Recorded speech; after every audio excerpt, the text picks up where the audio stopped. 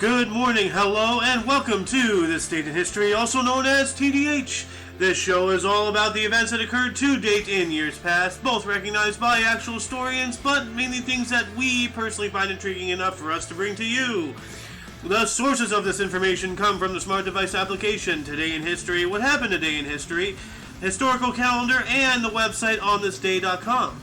For links to those sources, the music, and anything else potentially interesting that we gather throughout the show, check the underbar in the description below. Anyway, I am Aozander, and you are you. Today is Thursday, also known as Thursday, July 28th, 2022. Confused about my fingers. I don't know what to do. So, what happened on this date, you may ask? Well, we will start off on the year 1148. During the Second Crusade, Crusaders abandoned their siege of Damascus. Yep. So yeah, they started like a little bit ago. I remember it was going on for a little while. In 1742, Maria Theresa of Austria and Prussian King Frederick the Great signed a peace treaty in Berlin. Austria and Prussia. Oh, look at that. Then in 1790, Henry James Pye was appointed as British Poet Laureate by King George III. Alright, well good for you. Nice. 1794, French revolutionary figure Maximilien Robespierre and 22 other leaders of the Terror were guillotined to thunderous cheers in Paris. Yep, I told you. The guy who guillotined so many people above him ended up getting his own, or losing his own head, you know. That's how to not be a head of state. 1864, during the Battle of Atlanta in Georgia, at the Ezra Church specifically, the second sortie of US 700 CS 4642, whatever that is. Sortie, so it's some kind of combat operation. But there's US and then there's CS. So that's United States and Confederate States, I guess, I don't know. 1868, U.S. Secretary of State William H. Seward announced the 14th Amendment ratified by states, granted citizenship to ex-slaves. Nice. The ratification of the 14th Amendment. In 1886, British government was led by Lord Salisbury, or the British government led by Lord Salisbury was formed. You know, I gotta look up who invented Salisbury steak, but yeah, this is is this before? No, this is after the Civil War. Yeah, Civil War was 1861 through 65, I believe. So who invented Salisbury steak?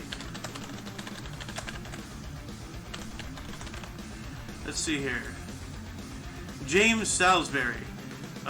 Which is this? Nope. Wait, nope, hold on a second. Robert Gaston Cecil. So he's not even... Pardon me. Wait, is that even, Lord's... Yeah, it is. Okay. So, that's what is common known as. Okay. Moving on up into 1893, a petition was organized by Kate Shepherd demanding women's suffrage. It was delivered to New Zealand's parliament, signed by over 25,000 women, which was a fifth of the adult European female population. Dang. But New Zealand is not in Europe. But still, that's a lot of women. Well, I guess it was like a European thing. They got European women to sign on it. So that way, at least some of them would get suffrage. I don't know. Moving on up into 1914, the First Lord of the Admiralty, Winston Churchill, ordered British Grand Fleet to scapa flow. Or scapa flow. Huh. Let's see here. What else happened today? 1915, because of virtual anarchy, U.S. Marines went ashore. What did I do? In Haiti on orders. Come on, stop it. Orders from President Woodrow Wilson. This led to an occupation that will last until 1934. Dang, that's 19 years right there. Pardon me 1 second. Where'd my Discord go? It's right here. Testing 1 2 3. Blah blah blah. Yeah, you're still picking me up. So hold on. Sorry. This is why they have editors and stuff during actual live shows. I'm a one-man operation here, so bear with me with what I can produce. Come on. There we go. Alright, I'm going to unmute myself in Discord now. So, 2 years later, 1917, the silent parade organized by James Weldon Johnson of 10,000 black U.S. citizens who marched on the Fifth Avenue in New York City to protest against lynching. Good. In 1931, mob hitman Mad Dog Call allegedly participated in a kidnapping attempt that resulted in the shooting death of a child, which earned him the nickname Mad Dog. So, actual name was Unisian Okala, and then Mad Dog Call. Alright. 1 year later, 1932, White Zombie, the first feature-length zombie film directed by Victor Halpern and starring Bela Lugosi, was released in the U.S. Huh. Interesting. Also in 1932, U.S. President Herbert Hoover uses federal troops to evict the Bonus Army, which were World War I veterans and their families, from their encampment, causing 4 to die. You know what? Just pay them their dues, man. Like, why? What is with our government and sending people over to die, and those who survive don't get what they fought for? Come on. I mean, they fought in World War I. They deserve things, you know, and instead they get killed? That's bullshit. 1938, Don Bradman scored a 202 Australia versus Somerset, 225 minutes, 32 fours. Okay, more cricket crap. 1943, Italian fascist dictator Benito Mussolini resigned. That's right, he was on the run. Also in 1943, U.S. President Franklin Delano Roosevelt announced end of coffee rationing in the U.S. Good. I'm pretty sure people like my brother, you know, would really appreciate that back in the time. That boy drinks coffee. 1944, Adolf Hitler routed 4 divisions of South France to Normandy. Okay, or the 4th division of South France to Normandy. Huh. Okay, I guess that's, yeah. So that's, yeah, we had already pushed back in by now, and he's trying to push us back out. So, 1945, physicist Raymer Schreiber and Lieutenant Colonel Pierre D. Silva arrive on the Pacific island of Tinian with the plutonium core used to assemble the Fat Man bomb used in the bombing of Nagasaki on August 9th. Dang. Also in 1945, the U.S. Senate ratified United Nations Charter 89-2. So what is that? Let's look this up here. United Nations Charter 89-2. As World War II drew to a close, the Senate ratified this. Its approval signaled a sea change in U.S. involvement in world affairs. Okay, yeah, so our Navy is powerful and we control the world's oceans. Essentially, is what I'm getting from that. You know what? Is there a wiki to that? Let's see here. Wiki. Let's see here. Here we go. Well, no. Well, yeah. Is this it? Charter of the United Nations. No. Okay. Well, I'm not going to find it. Oh well. So what else happened on this date? 1951, Cole Porter's musical Kiss Me, Kate, an adaptation of Shakespeare's The Taming of the Shrew, closed at Shubert Theater in New York City after 1,077 performances and 5 Tony Award wins. Wow, that is a run. Dang. You know, I've read, you know, things, you know, going for like several hundred. I've read things for going for like about a dozen, maybe even less performances. But 1,000 performances, that's incredible.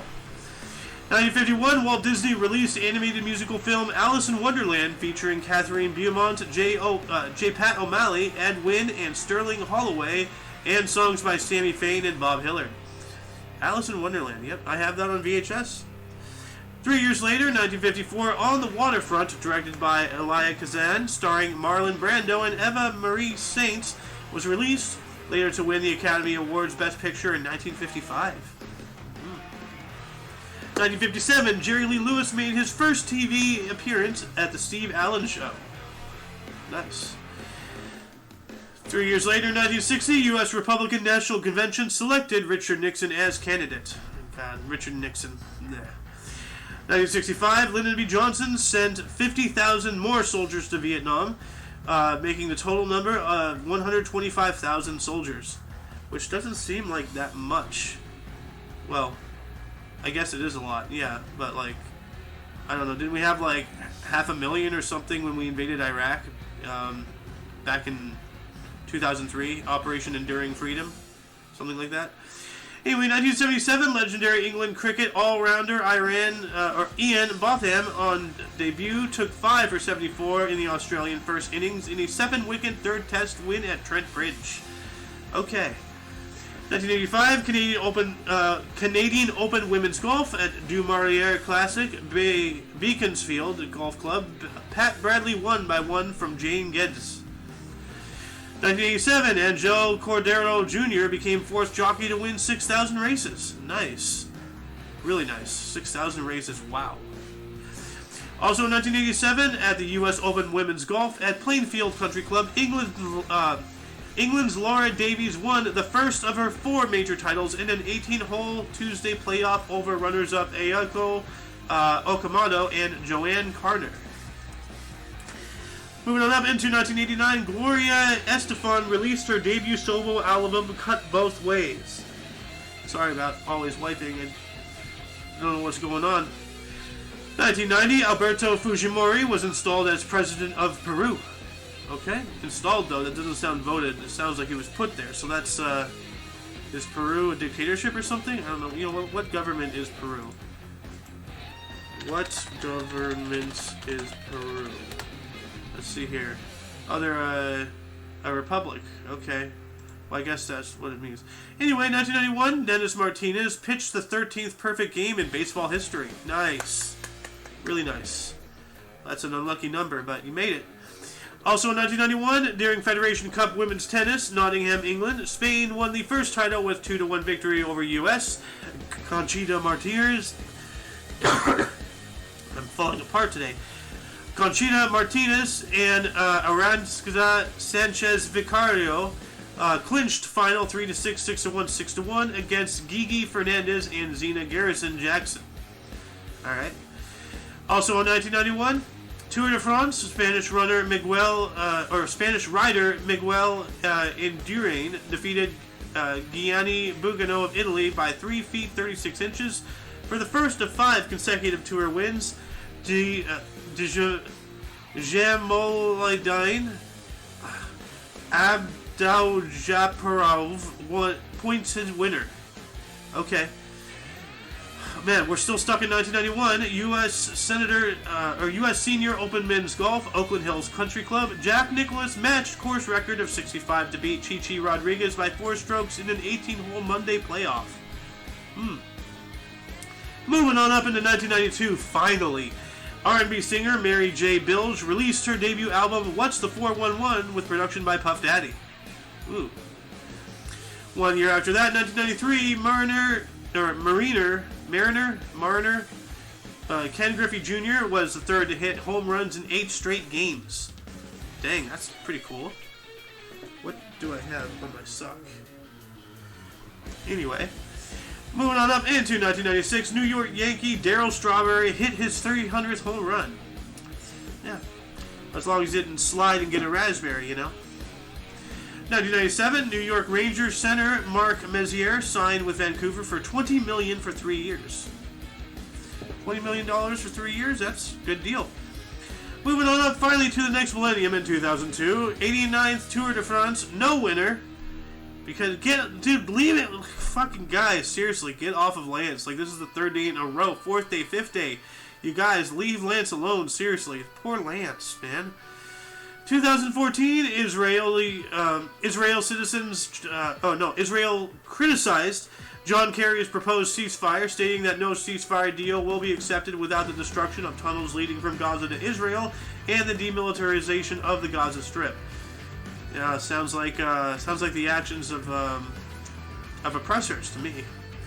Also in 2014, Linda Ronstadt received the National Medal of Arts from President Barack Obama in a White House ceremony. Okay? Well, nothing from this piece of shit is of any value anyway. 2017, General John Kelly was appointed the new Chief of Staff by U.S. President Donald Trump. Okay? Also in 2017, Pakistan Supreme Court ruled corruption accusations against Prime Minister Nawaz Sharif were enough to remove him from office. Okay. Oh, John McCain. 2017 as well, U.S. Senate voted for skinny repeal of Obamacare, failed 51-49 when John McCain cast a deciding vote against. Man, dude, McCain, why? Like, why did you ruin us? Skinny repeal. Well, I guess he wanted more of a skinny repeal, so whatever. Anyway, 2019, just 3 years ago, British Senior Open Men's Golf at the Royal Lithium in St. Anne's Golf Club. Germany's Bernhard Langer won his 4th Senior Open by 2 strokes from Paul Broadhurst. Mullet. 2019, Meghan Duchess of Sussex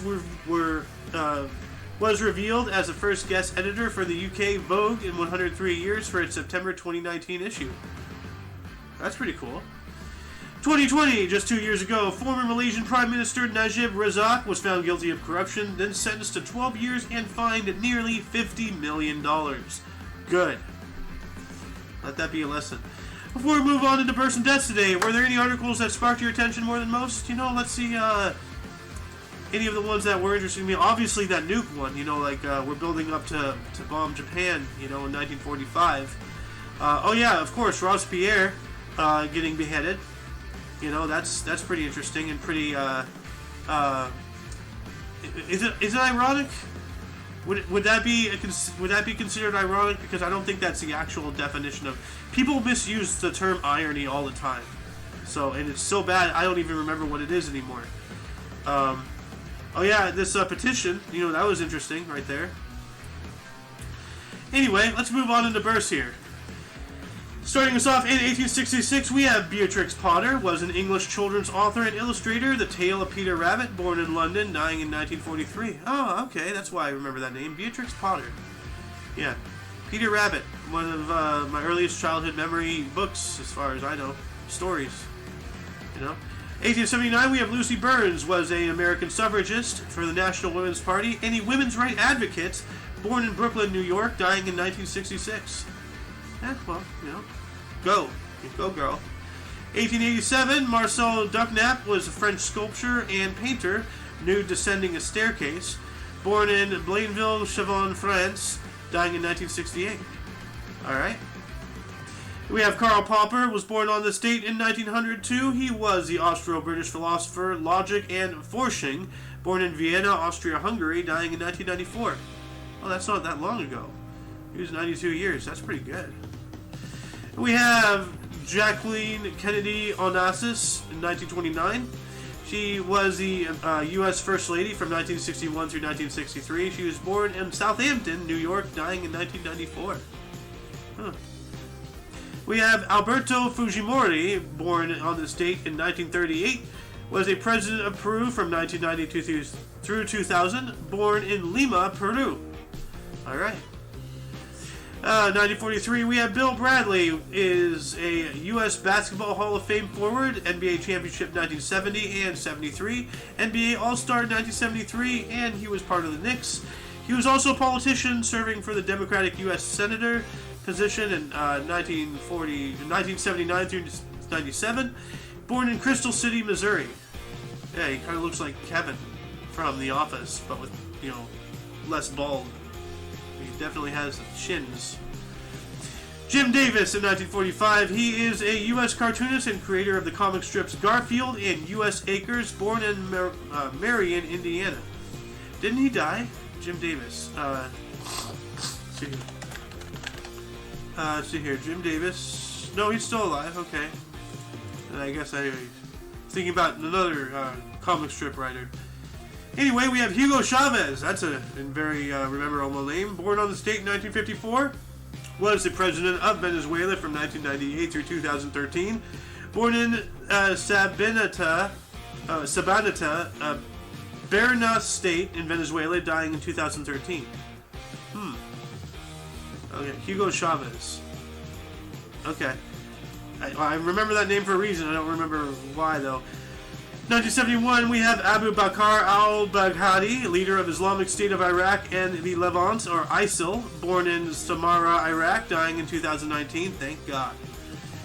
Alex Tsipras, born on the state in 1974. He is a Greek politician. He was the president of Greece in 2015. Born in Athens, Greece. Alright, but only 1 year, or not even a year? Huh, it's a really short term.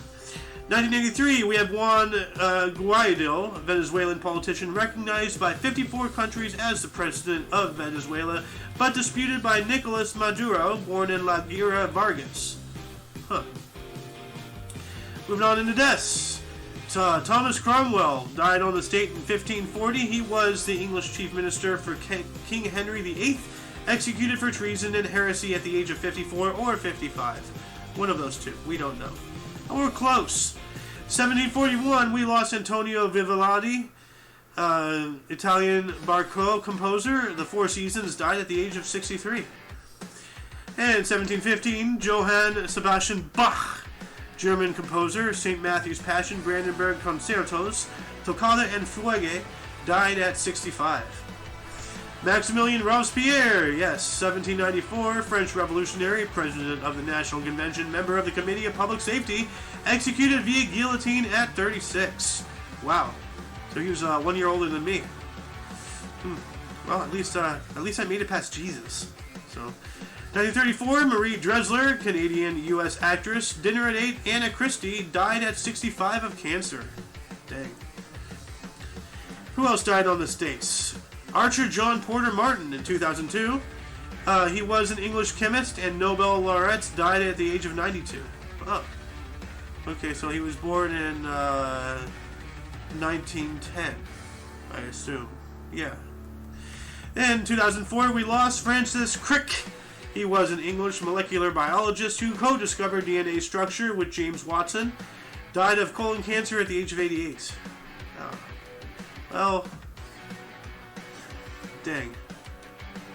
In 2021, just last year, Johnny Ventura, or Juan de Dios Ventura, a Dominican singer, merengue and salsa band leader, Patagon Pizao, and politician. He was mayor of Santiago from 1998 to 2002.